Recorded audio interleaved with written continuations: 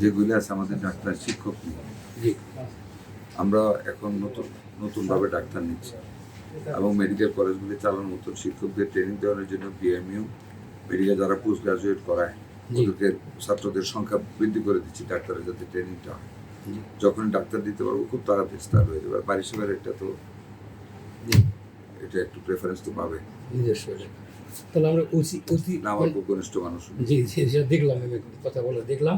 তো আমরা অচিরেই পাচ্ছি এই ঘোষণাটা আর কি। চেষ্টা করবো ইনশাল্লাহ, ইনশাল্লাহ। আমি জায়গাটা দেখে যাবো। জি জি স্যার, আমরাও যাবো। পাশাপাশি হচ্ছে মেডিকেল নিয়ে একটা মেসেজটা দেন স্যার, যে আসলে সবাই কাঙ্ক্ষিত ঠিক করা হয়েছে, এটা অনেকটা এগিয়েছে সামনে। যত তাড়াতাড়ি শিক্ষকের ব্যবস্থা করা যাবে তত তাড়াতাড়ি মেডিকেল কলেজ শুরু হবে। স্যার আজকের এই হসপিটাল পরিদর্শন সার্বিক পরিস্থিতি কি sir? I found it nice. রুগীদের সাথে তারা করছে, তারা ভালো সেবা পাচ্ছে, বাট একটু রিজার্ভেশন আছে, কিছু রেগুলারিটি মেনটেন হচ্ছে না। মানে এটা ধরেন একটু মানে নেগলিজেন্স অফ ডিউটিতে পড়ে, বাট নট টু কারাপশন। যেমন আমার ইঞ্জেকশন এখানে বাইরের থেকে কিনছে ডাক্তার, যেটা ইঞ্জেকশন আমার থাকার কথা, বাট এটা অনেক আগেই ডিসিএলে তারা দিয়েছে। সুপারের উচিত ছিল ওখানে তাগিদ দিয়ে ওষুধ আনকে, ওষুধটা দামি, আমার গরিব মানুষ কিনতে গেলে কষ্ট হয়। আর ইডিসিএল আলাপ করলাম, তারাও দিতে দেরি করেছে, আমি ধরছি এটা, ধরছি এইটুকু আর কি ভালো। আর এমনি তো পাকবার দেখলাম, রুগীদের সাথে আলাপ করলাম, ডাক্তার অ্যাটেন্ডেন্স 100% আছে। একজন ডাক্তার অসুস্থ, আর শিফটিং ডিউটি যেটা হয়তো হবে। নার্সেস আর নিট অ্যান্ড ক্লিন আছে, বাথরুমগুলো দেখলাম ভালো। আলহামদুলিল্লাহ সব দিক থেকে ভালোই। রুগীদের জিজ্ঞাসা করলাম, তো আপনারা শুনেছেন যে আমরা আসার পর থেকে, আমরা দায়িত্ব নেওয়ার পর থেকে সেবার মান বৃদ্ধি পেয়েছে নাকি?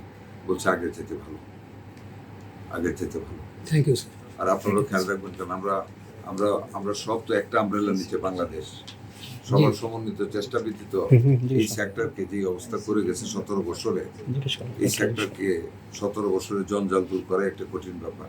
তার ভিতরে আমরা চ্যালেঞ্জ নিয়ে কাজ করে যাচ্ছি এবং 6 মাসে আমরা অনেক অগ্রসর হয়েছি ইনশাল্লাহ, অনেকগুলি খাতে। যেমন উপজেলা লেভেলে আমরা 100 থেকে এখন 50 ছিল, প্রথম মাননীয় প্রধানমন্ত্রী 100 কথা 101 বলেছে।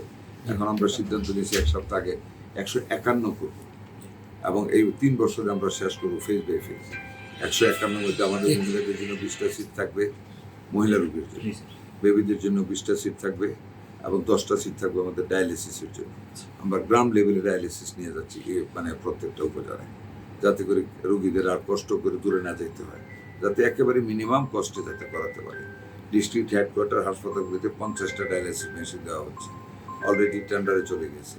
আর ডিস্ট্রিক্ট 100 শয্যা, যেগুলি জেলা মেডিকেল কলেজ হাসপাতালে 50, আর জেলা হাসপাতালগুলিতে 10 দেওয়া হবে। তাহলে আপনার 60 পাইলেন জেলা হেডকোয়ার্টার, 10 পাবেন উপজেলা হাসপাতালে। 70টা ডায়ালিসিস যদি রেলি যদি 3টা করে করে, 2টা করে যোগ করে, তাহলে 140টা রুগী করতে হবে জেলায় প্রতিদিন। তাহলে আর মাসের পর মাস অপেক্ষা করতে হবে না। ইনশাল্লাহ আমরা আগামী 2 বছরের ভিতরে কাঙ্ক্ষিত লক্ষ্যে পৌঁছে যাব। ইউনিয়ন লেভেলে আমরা একটা করে হেলথ সেন্টার করতে চাই, একজন করে ডাক্তার দেওয়া হবে, ডব্লিউডি করাবো, ওখানে থাকবে। ওইটা নিচে হেলথ হাব থাকবে।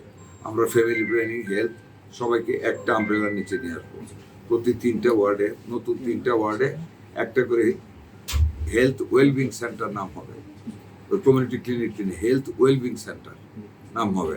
ওইটাতে আমাদের মিডওয়াইফ থাকবে, আয়া থাকবে, তারা ঘরে ঘরে গিয়ে বক্স থাকবে, ব্লাড প্রেশার দেখবে, ডায়াবেটিস দেখবে, ব্লাড টেস্ট করবে, কিছু হাইট দেখবে, ওজন দেখবে, চর্মরোগ আছে কিনা দেখবে, দেখে মেয়েদের ব্রেস্ট ক্যান্সার দেখবে, এবং মেয়েদেরকে শিখাবে হাত দিয়ে কীভাবে ব্রেস্ট ক্যান্সার, ইউটেরাস ক্যান্সার গোসলের সময় কীভাবে ধরা যায়। প্রাইমারি লেভেলে ধরতে পারলে একটা রোগী আল্লাহর মতো মারা যাবে না, তখন আমরা তাদের চিকিৎসার ব্যবস্থা করব।